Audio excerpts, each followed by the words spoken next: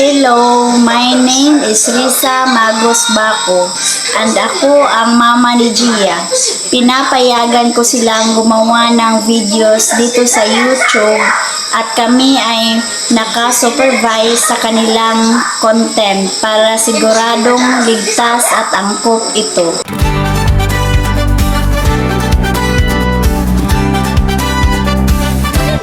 Hi sa inyong lahat mga ka-Gianatics!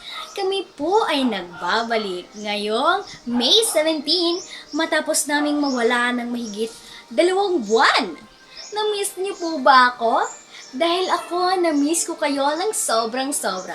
Kaya naman ang topic na ating pag-uusapan natin ngayong tanghali ay ang epekto ng pagpapalaganap ng mga libreng programa sa pag-aaral ng teknolohiya sa pagpapataas ng kakayahan sa digital ng mga kabataan sa mga probinsyal na lugar ng Pilipinas. At kung interested kayo sa ating topic, huwag kalimutang mag-post sa inyong mga social media accounts at huwag din kalimutang isali ang hashtag SSL We're Back! At ito pa, ang bongga ng ating YouTube channel. Dahil tayo ay nakakuha na ng 2.60k subscribers sa YouTube. Maraming salamat po sa inyong lahat na nag-subscribe mga ka-Gianatics. At kung hindi pa kayo nakapag-subscribe sa aming YouTube channel, i-search lang GIACHLNNEL and click subscribe and the bell button. At dahil dyan, magbalik pa ang Sunday Spark Live! Nagbabalik po ang Sunday Spark Live! Ang pag-uusapan natin ay tungkol sa ang epekto ng pagpapalaganap ng mga libreng programa sa pag-aaral ng teknolohiya sa pagtaas ng kakayahan sa digital ng mga kabataan sa mga probinsyal na lugar ng Pilipinas. Sa kasalukuyang panahon ng digital na edad, ang pagkakaroon ng sapat na kakayahan sa digital ay hindi na lamang isang bentahe, kundi isang pangunahing pangangailangan para sa pag-unlad ng mga kabataan. Maraming probinsyal na lugar sa Pilipinas ang nahaharap sa malaking agwat sa pag-access sa teknolohiya at mga pagkataong matuto tungkol dito, na nagiging dahilan kung bakit maraming kabataan doon ang nahuhuli sa mga uso sa mundo ng teknolohiya. Ang mga libreng programa sa pag-aaral ng teknolohiya ay lumilitaw bilang isang mahalagang hakbang para tugunan ang ganitong kawalan ng pagkakapantay-pantay at bigyan ng pagkakataon ang mga kabataang probinsyano na mapapaunlad ang kanilang mga kasanayan sa pamamagitan ng mga ganitong programa. Inaasahang makakatulong ito na buksan ang mga pintuan para sa mas magandang pagkakataon sa edukasyon at trabaho para sa mga kabataang ito sa hinaharap. Magbabalik po ang Sunday Spark Live! Nagbabalik po ang Sunday Spark Live! Nagpapatuloy pa rin po tayo sa ating topic na ang epekto ng pagpapalaganap ng mga libreng programa sa pag-aaral ng teknolohiya sa pagtaas ng kakayahan sa digital ng mga kabataan sa mga probinsyal na lugar ng Pilipinas.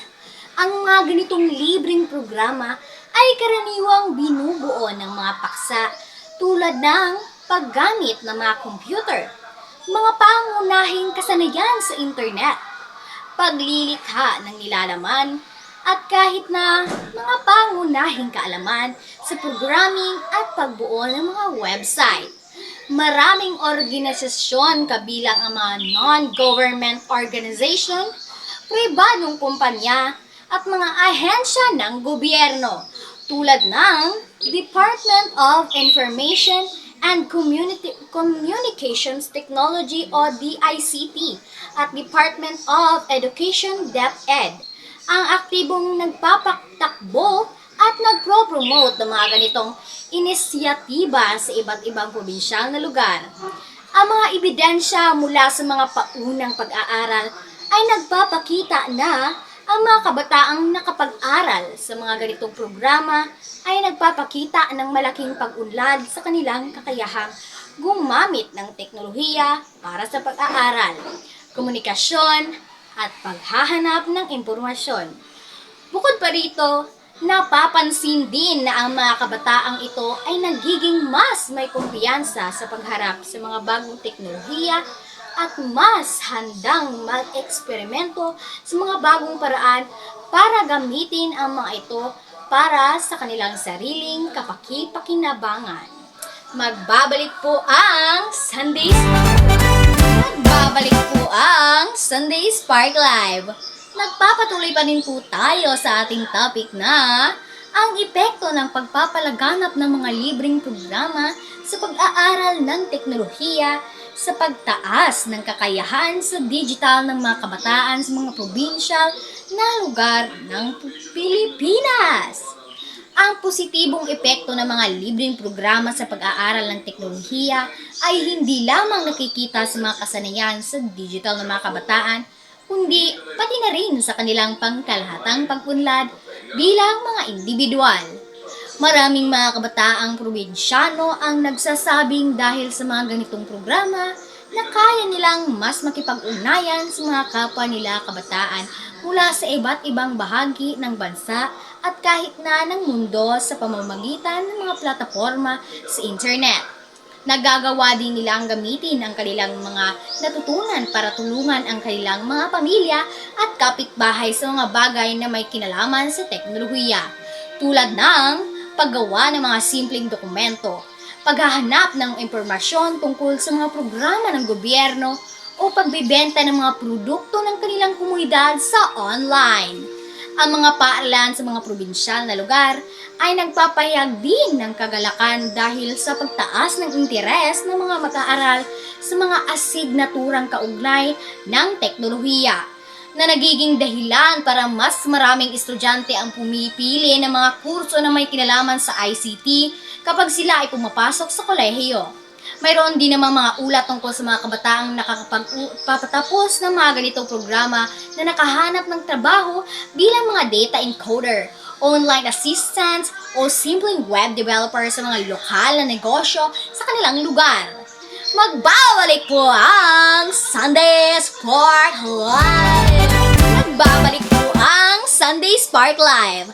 Nagpapatuloy pa rin po tayo sa ating topic na ang epekto ng pagpapalaganap ng mga libreng programa sa pag-aaral ng teknolohiya sa pagtaas ng kakayahan sa digital ng mga kabataan sa mga probinsyal na lugar ng Pilipinas. Gayunpaman, mayroon din namang mga hamon at isyu na kailangang tugunan para mas mapalakas pa ang bisa ng mga ganitong libreng programa sa pag-aaral ng teknolohiya.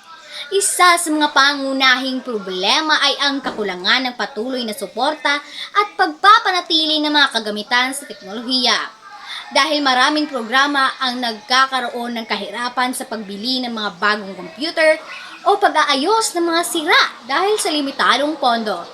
Ang kakulangan din ng mga professional na siguro na may sapat na kaalaman sa teknolohiya ay isang pangunahing hadlang. Dahil maraming mga tagapagturo sa mga probinsyal na lugar ay hindi rin nakatanggap ng sapat na pagsasanay tungkol sa mga bagong uso sa teknolohiya. Bukod pa rito, ang kawalan ng stable na internet connection sa ilang probinsyal na lugar ay naging dahilan para hindi maipagpatuloy ng ilang kabataan ang kanilang pag-aaral o hindi ma-access ang lahat ng mga mapagkukunan na available online.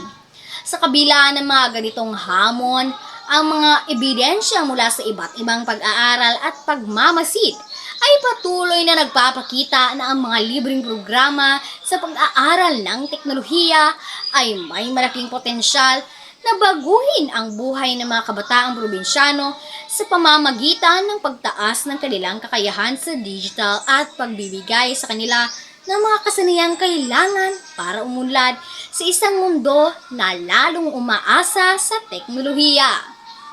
Maraming salamat po sa mga nanonood sa amin ngayong tanghalian. Na ito, syempre, At sana nag-enjoy po kayo sa ating topic ngayong linggo. At nakikita rin po namin ang inyong mga thoughts gamit ang hashtag na hashtag SSL. We're back! Ako po si GC Artist Gia at see you next Sunday. Dito lang sa Sunday Spark Live!